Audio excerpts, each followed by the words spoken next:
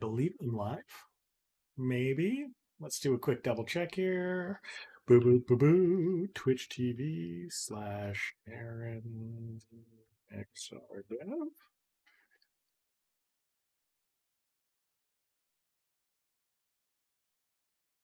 Testing 1, 2, 3.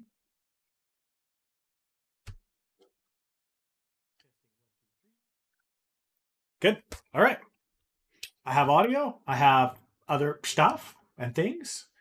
And nobody will watch this, but that is just fine. All right, so I'm going to close out RTX Voice. It's still running in the background. That is fine. We're going to look at our hands here. Good. Hands are looking good. And we'll probably, I don't know, chill for about half an hour or so just to get back into the habit of turning this thing on. Oh, I should switch. Just a sec here. Let's swap that over there. And there's my 3, 2, 1. 3, 2, 1, where are you? Wherefore art thou 3, 2, 1?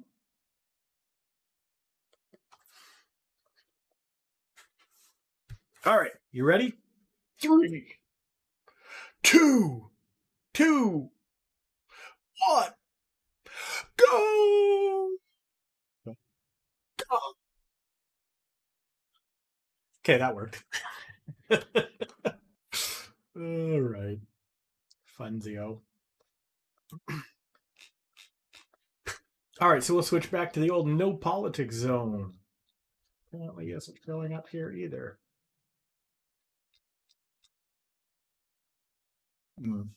Interesting. Very interesting.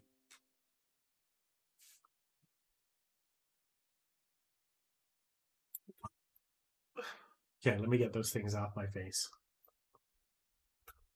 I'm just going to switch to standard home screen. There we go. Just clean it up a little bit. All right, so just chatting, hanging out, chilling. And we're working on a little bit of, let me just check to see my chat is working because I haven't checked that yet. So, hello, everyone. And no one. Yep, cool. All right, we have audio, we have chat, we have things, and it's time to go. So, what I'm going to be working on today is I am adding in, you can see down in the bottom right here. No, you can't see it because my face is covering it. Okay, can I move that? Yes, I can. Let's just slide that over here. All right, so in my project settings, I am just setting up in this region here a collision for XRUI, which will interact with the user interface layer and the XRUI layer and itself. So, which is the XRUI layer. Anyway, what I was having is I was having a little bit of collision between when I grab things in VR and when I want to interact with them because I have a hand pose tracker like I just did with my 3, 2, 1, go. I can track whether or not you're making like a gun or a pointer or whatever, right? So, what I was going to do is make sure that all of those things do not interrupt. So I'm going to swap that back over here. We're going to go back to our scene. We've got all of that set up. Today I'm developing on the Oculus Quest, which is fun. And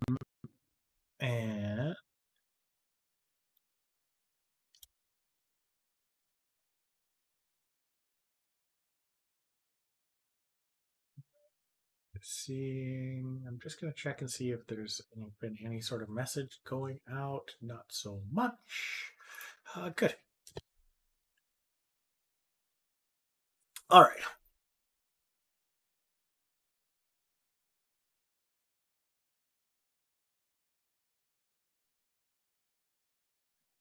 On my, this is the editor. This is the editor. That's the editor. Library, themes, blah, blah, blah. What's this? Dashboard. No. Ah, meep, mop, merp, merp. Is there like a live mode in Streamlabs? It's been so long since I've used it. I am still CloudBot. We got some layout editors. Studio mode? No, I don't want studio mode. Um, huh.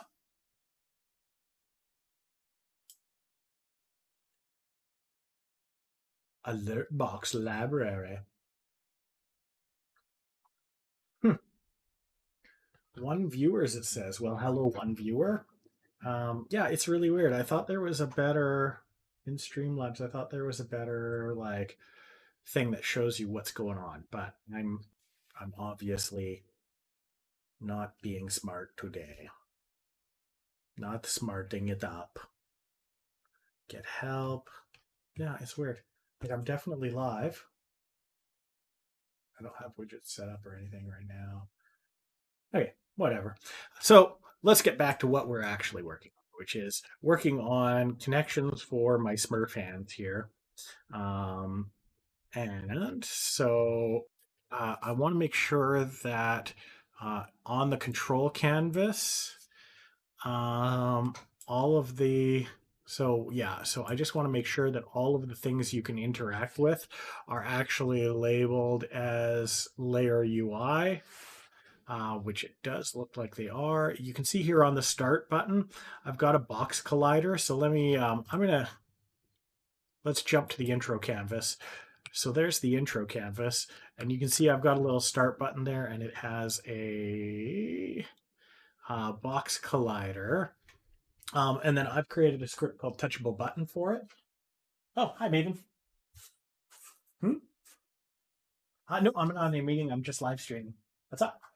I'm live streaming. So I'm just on Twitch right now. Sending right. Yep. Oh, did you pause it? No. You're alive now, too. You're a celebrity, her. To one person viewing, which is probably not actually a real person. It's probably a bot. I don't think anyone is going to watch him today, but that's fine. Daddy? Mm-hmm.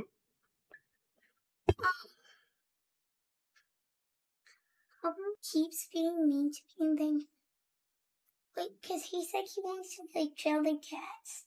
And he said, but not with Maven, because she always makes up stupid games. That's very rude of him, isn't it? So. And then I said, but I'm going to apologize. No. But remember, I think the best bet is to just get away from him, find something else for you to do yourself. And when he's in that mood where he's being mean to you, thank you for telling me. I'll talk to him later about it. Actually, do you want to tell him to come down for a minute? Okay. Should we do the video though? Hmm? You should really redo this video. Yeah, probably. Are you going to send it out, or is it already? It's already going out, but that's fine. Now the whole world knows that Lachlan was mean to you, but no one's watching, so it's not a big deal. Yes. It's just like a little keyboard thing. Thanks. All right.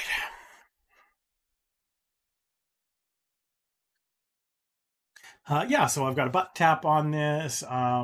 When you touch it, it activates or deactivates certain items, as well as can have touch actions or menu controller actions, which is funsy-o, funsy doopy loo. All right, so I'm going to turn this off right now. Boop. All right, and actually, you know what? On that intro canvas, our intro panel, I am going to reactivate that right now. No. Okay. I am like totally. Okay, so I found that this was a bit too big. So I'm going to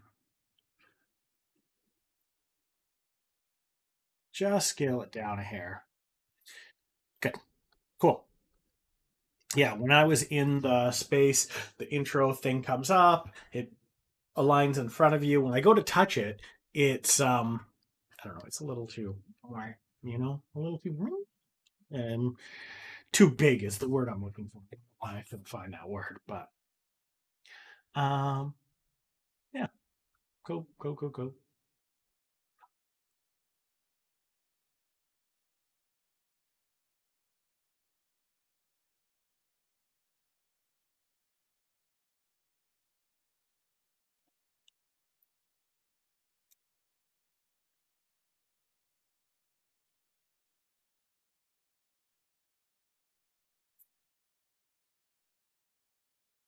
All right, so I may mute this just because my son's coming down here.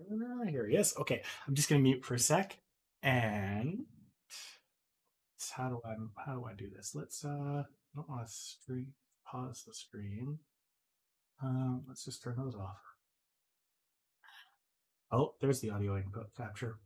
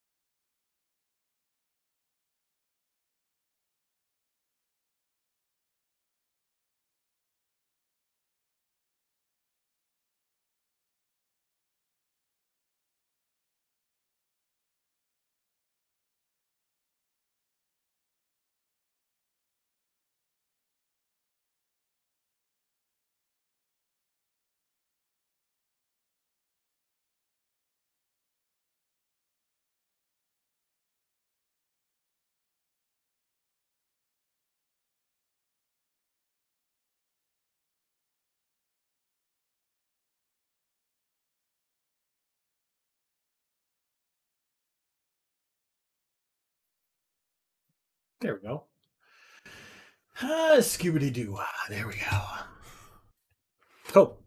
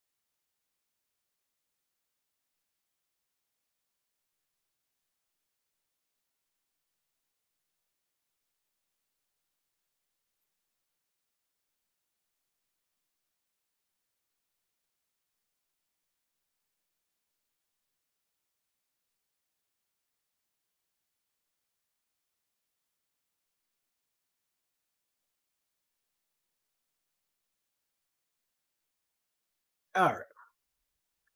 Wicked schmat. All right.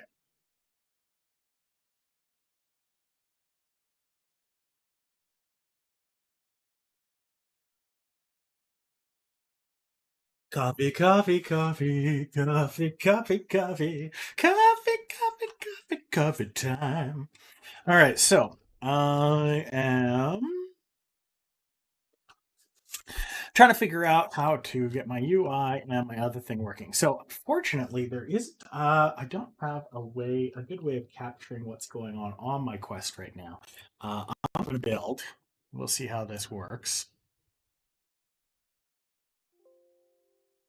Because now, essentially, what I've done is set it up so that my hands in VR are fully tracked, and I should be able to both pick things up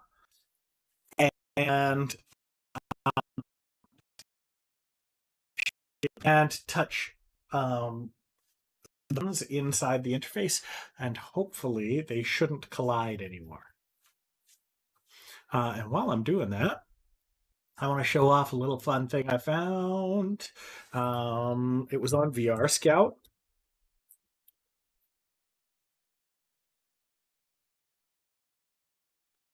So let's chat about this. Let's chat about this. Here we go. So, tactical haptics saber grip controller takes VR sword fights and fishing to the next level. It's the fishing that I'm specifically interested in. So you can see here, I'm going to enlarge this image. There we go. You can see they basically have a whole bunch of different ways of attaching different things, and they have a modular controller and all sorts of fun, interesting stuff. But these little pads right here along the grip actually slide up and down, and it looks like to shift the weight to some degree. And I'm just gonna right? So I'm just going to jump ahead here, and you can see on the left here how it moves. Zip, zip, zap. Pretty interesting. So I think that that's a really cool idea. And then they have the ability for this tactical haptics thing to be used as a fishing rod, which for me, of course, is particular Sketchfab / Aaron XR is particularly interesting since one of the games that we were thinking of doing is a space fishing game called Laser Fishing. Wow, where is? Oh, those are just my popular models. Okay, cool. Right, so the idea is you'd be on the deck of a ship, you'd be casting your like laser fishing rod out into space. It'd be a little campy, a little cheesy. You'd have things like this that are kind of swimming around in space. You can see it's got kind of like these navigational, like gravitational orbs for maneuvering in space, and they basically like latch onto like meteors and suck nutrients out of them or whatever. Anyway, it's all very bizarre, and but yeah, that's the basic idea behind that. And I think that this saber grip thing would be an amazing addition to that. So yeah, worth checking out. um yeah, I really think it'd be cool to like cast out in VR and to feel that resistance as you're pulling back. um I don't know how hard it would be to integrate, whether it would connect with the Quest or not. Like what if I wanted to do it on side quest? Who knows? But definitely an interesting thing.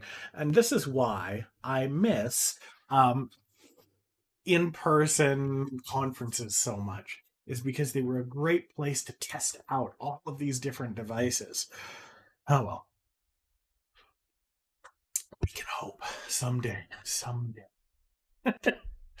But for now, take it easy, wear a mask, and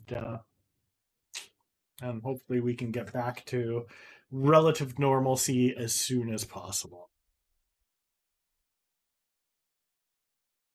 All right, so it is still building. We are compiling some shader variants. What else did we see today that was super interesting? Oh, yes, yes, yes. So there was on YouTube, there was the Intel. Boop, boop, ba-dee, ba-da. Let's go to LinkedIn.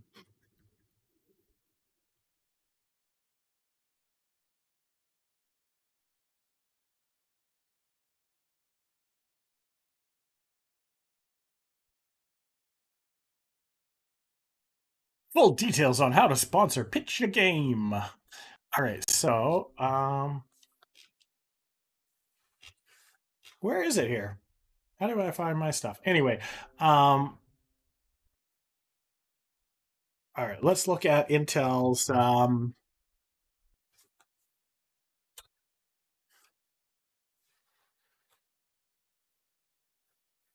That's so hard to find. Um,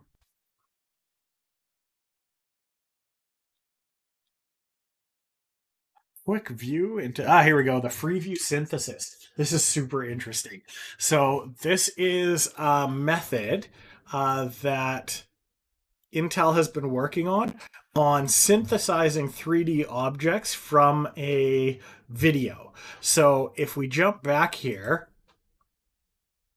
so you can see here the input of this is like a series of frames of someone filming them walking past this truck. And their result allows them to create a 3D object and a 3D space based on that using machine learning, neural networks, and essentially recreating the scene so that they can move a camera through it. Now you can see through here that there's some kind of unknown areas that it didn't really get enough information to synthesize. But other than that, it's a pretty amazing thing. Nerf is one of the previous methods. Um, it's definitely progressing very, very quickly, and the things that are possible from this are both really cool from a game development perspective and a little scary from a um, surveillance perspective. Um, Imagine being able to sort of recreate a 3D environment from a video taken at a protest or taken at a, so it could potentially allow them to identify people more easily. Anyway, I just think it's really, really cool that this is all possible and that this is growing right now. And uh, will it have an impact on games? Who knows? But oh, oh, I guess my build's done. Ta-da! Okay, one sec. Like I said, unfortunately, you can't see this yourself right now. Ah, the hands are flipped again. All right, I've got to restart this. Uh, we'll let that go for a minute.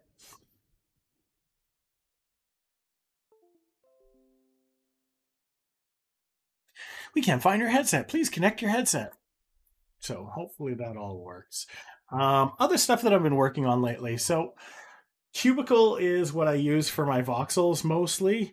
You can see I've broken out my little house, my little neighborhood. So I've got some. Let's just back that guy into place. So I've broken it all apart into like a gas station, a fire hall, a little like medical clinic. I've got a couple of shops. I've got a couple of office towers, a whole bunch of different houses. I've got some road pieces. Let's just get those in line. Line up. I've got a couple of little road signs. It's all extremely, extremely low poly. It's all extremely low voxely, the word is. And so I'm planning on making this into an asset, but I'm kind of wondering if I should add some mini people, some mini cars, that sort of stuff, or if I should just add that later to a separate pack that goes along with it. Or anyway, I don't know. I haven't decided yet. But for now, I did a whole bunch of renders in Magica Voxel with it, and they look fantastic. I just love it. So let me just go to my uh where is it here? Tiny Town? No. OneDrive 3D Magica Voxel, date modified, Tiny Town 2. Right, so you can see here this was my original layout for it. And the wonderful, wonderful thing about Magica Voxel is that you can switch it to the render mode and it renders it just beautifully. There's so many different options in here for adding really nice shadows. And so you can see, like, if I change my sky to just be like a gradient, turn off my fog. Is my fog on or off? Why do I have a...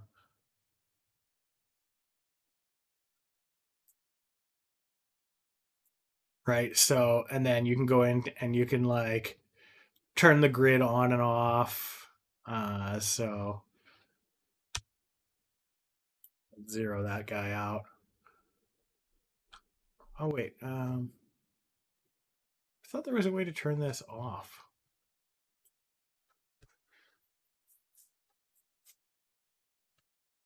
Hmm. You would think that I'd know what I was doing, but you would be wrong. Um,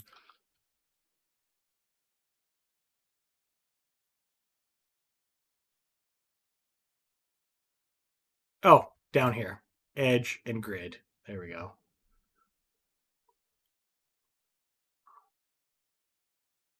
Good.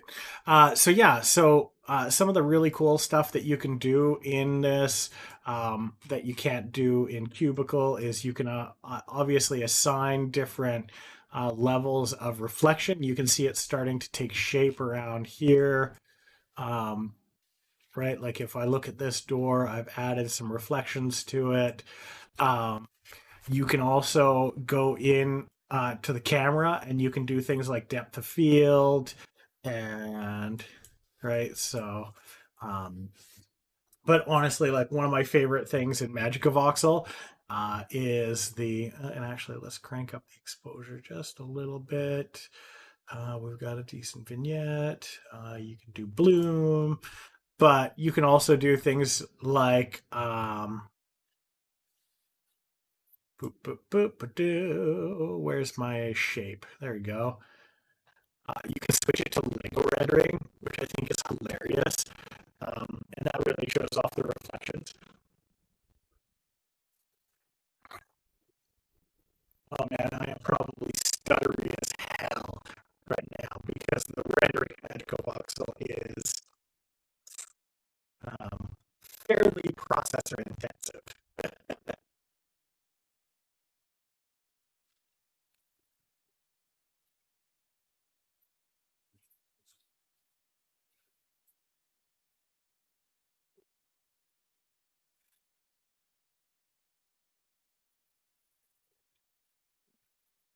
You can also go to the clay rendering, which is really beautiful. Um, anyway, yeah, I'm going to shut that down though, because honestly, but the other thing that you can do that is really great in Magic of Voxel that you can't do in Cubicle is you can assign material types in your render mode. So if I go into this, you can see here uh, in render mode, let's switch it back to cube just for simplicity's sake. You can actually see that I have this as a light source. So if I select that, then when I go into render, you can switch to the box mode here and you can see you can choose how much emission and what power level you want that thing to be.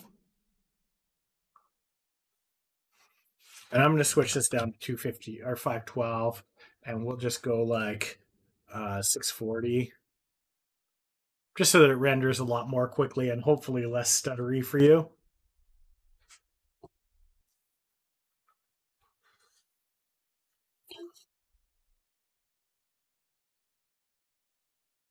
But yeah, like there's there's so many options for materials that are just so cool and I love it. I just love it. And you can even change the color of that um, so that it radiates a different color of light. You can change it from day to night. Oh man, I'm gonna close this down. We won't bother saving it, but let me pop open the.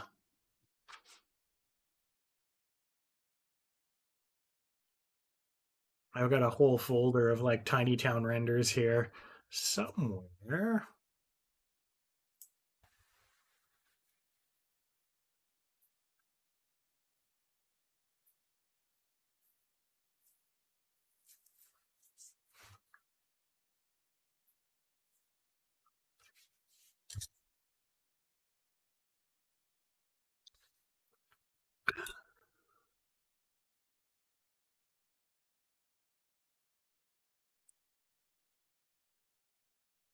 Oh, it opened Photoshop. I don't want to open Photoshop. Let's just open it like this.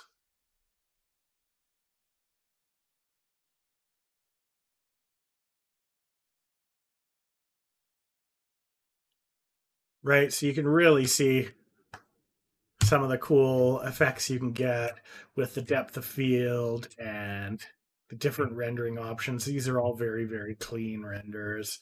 You can see with the nighttime, right? You can get some really cool bloom effects.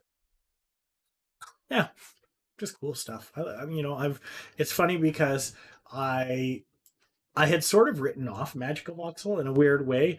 Um, Now this is not like recently, but like a year or two ago, because I found that I don't know, like I found that the workflow of working with Cubicle was so much better, but the rendering in Magic Voxel is so great.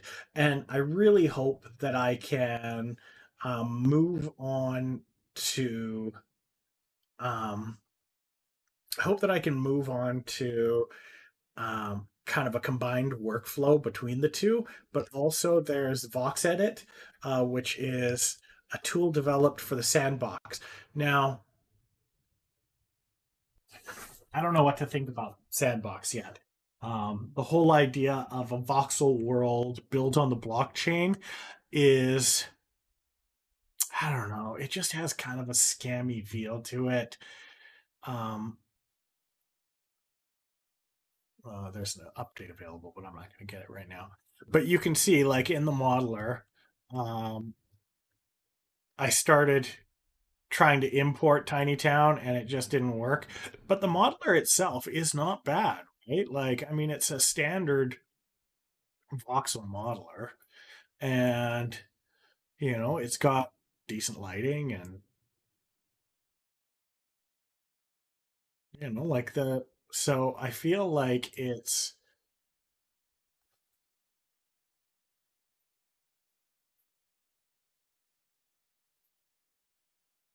got all the features that you'd expect, and it renders fairly nicely. But the features that you don't expect are things like being able to animate your voxels and being able to import them into their world. I'm not sure how much you can do with them once, like if you can use VoxEdit to integrate with Unity, that sort of stuff. That's all stuff that I still need to figure out. But I think you can export everything in here as FBX. Um, and I'd love to see if you can do it with the um, animations intact, because that would be a really cool thing. So VoxEdit's definitely one I'm keeping my eye on. Um, and it's one that I think is worth checking out, um, because you can use it even if you don't have the scroll wheel doesn't seem to actually zoom in and out so much. It's really weird. Anyway, but you can see some weird rendering artifacts in there. What's this? Ghost mode? Ghost boost. Anyway, yeah. So, oh, I see. So we're working on a palette here, very much like Cubicle. Oh, on paint now. How do I line tool affects single voxels? Oh, okay. So that's add versus paint. Um, I wish that I could hold down shift and have it create boxes or stuff, but eh, you know, what are you gonna do? It's a new tool. They're still working on it. I'm curious to see how it goes.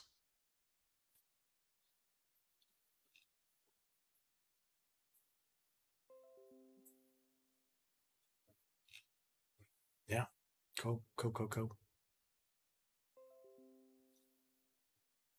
But I think I could probably work fairly quickly in this environment once I got used to the keyboard shortcuts and stuff. Um, Probably don't actually need a volume inside that. I could have just filled it. Um, oh, here we go. Here's affect a block of voxels. Let's see what that does. Oh yeah. Oh, that's weird. There we go. Okay, that works. What's this next one? Affect a contiguous face of voxels. Oh, nice. Okay, that's easy.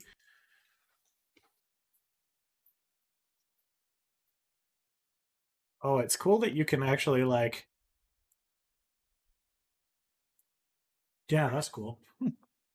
And then what else do we have? We have lines. You can flood. Whoa. Oh, I see. Okay, so if I went back to my original one and I flooded in here, I could fill that volume. Interesting. Set the right position, set the right position for the animation. So that's pivot tool. We've got a picker. We've got a selection. Interesting. That's pretty cool. Yeah, I can deal with that. That seems good.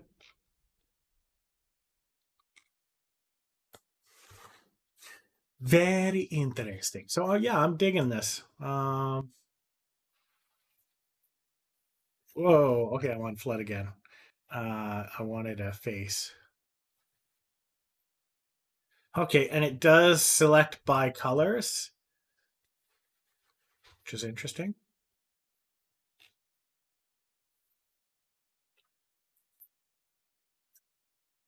Yeah, I definitely need to delve more into this tool. Um, I've got some warnings on my screen. Click to read your unread notifications. Skipped frames, 16% over the last 2 minutes. 16%. Oh, that was from the rendering. Yeah, that's fine. I'm good. Yeah, so that's a cool little thing there. Um, how about subtracting stuff? Is that an erase mode? Yeah.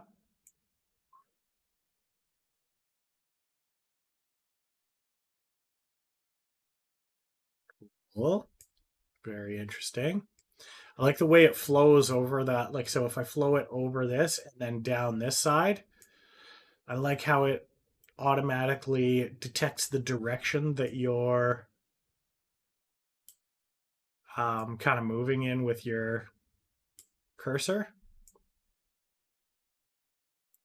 right? So that does that. But if I go like this, hard to explain what I'm trying to say, but if you start dragging on this face and then you drag down on this face, it knows to extend it along the y-axis as opposed to the x or the z or the q. There's no q. Anyway, interesting, interesting. Yeah, I definitely, and it's a lot more stable than it used to be. I actually found that it was,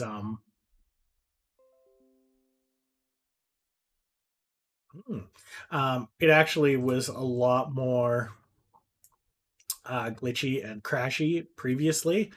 So I didn't really play around with it that much, but I feel like now I could really get into this. I don't think it has like a render mode. Yeah, we'll save that.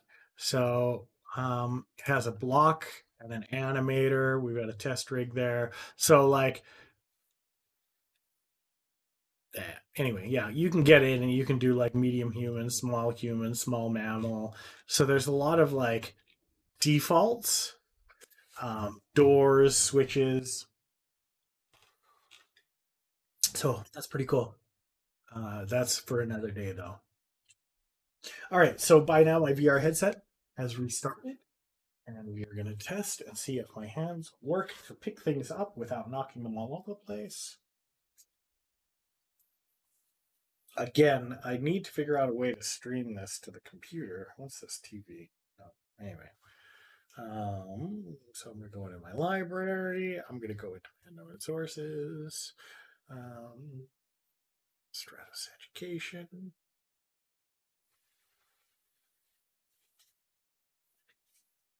So I've got my hands down like this. We're going to do this. Tap, tap, tap. Oh no! Tap, tap. Wah. So there's a little doobly doo. It's like a little thing, a little cube that shows up over your hand, and I forgot to mark that as um, touchable.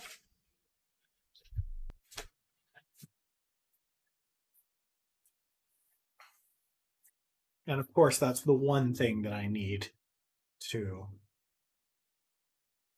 work right now. So we're going to go into our prefabs. I have the hand menu object.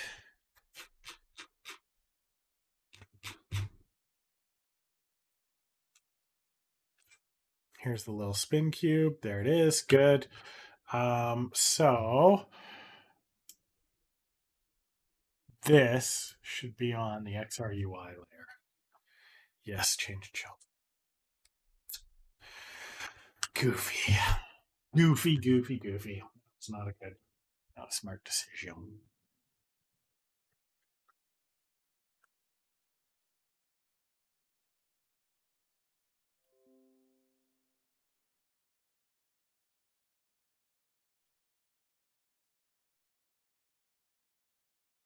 Cool.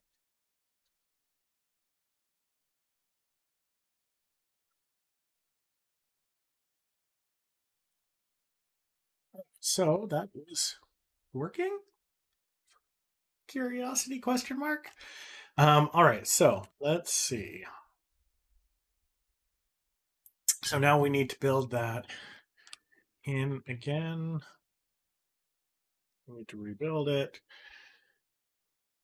Oh, and the other thing that I noticed is on my control canvas, I left that visible, that intro canvas, and it shouldn't be. It also caused some issues. Yep. Wagon. Okay, so I mean, I've been streaming for about 40 minutes.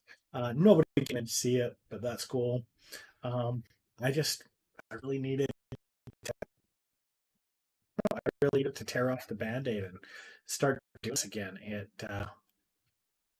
feels like something that is. Oh, why am I showing you my email? See, habits. I need to establish better habits. That was a bad habit. Oh, welcome to my inbox world. Oh well. Anyway, I'm gonna log out now. Maybe I'll jump back in after lunch for a little bit. But